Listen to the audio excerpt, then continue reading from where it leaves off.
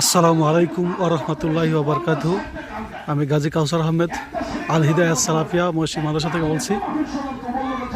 আজকে আমাদের মসজিদের জুমার খুতবা চলছে আলহামদুলিল্লাহ। দূর দূরান্ত থেকে অনেক ভাই ব্রাদার আসছে আলহামদুলিল্লাহ।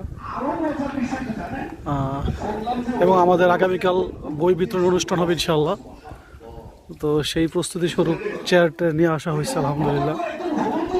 এই যে দূর দূরান্ত থেকে বাইরে আসছেন আলহামদুলিল্লাহ।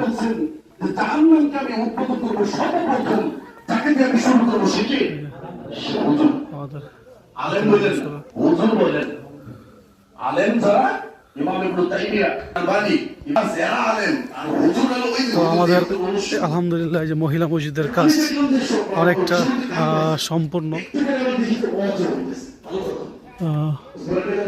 আলহামদুলিল্লাহ। এই যে বাইরে পরিবেশ আলহামদুলিল্লাহ কাজ চলছে। 3টি দরজা রাখা হয়েছে, এখানে সাথে ক্লাসও হবে মাদ্রাসার ছাত্রছাত্রীদের জন্য, সেজন্য 3টি দরজা রাখা হয়েছে আলহামদুলিল্লাহ। তো এই যে এখানে একটা ওয়াশরুম মা বোনদের জন্য বানানো হয়েছে, এটা এইখানে হবে ওযুখানা তাদের জন্য। যে যা পারেন ইনশাআল্লাহ দান সাদুয়া করবেন আমাদের মসজিদের জন্য, মাদ্রাসার জন্য এবং মহিলাদের মসজিদের জন্য কাজ করতে আমাদের অনেক টাকা খরচ হয়ে গেছে ইতিমধ্যে।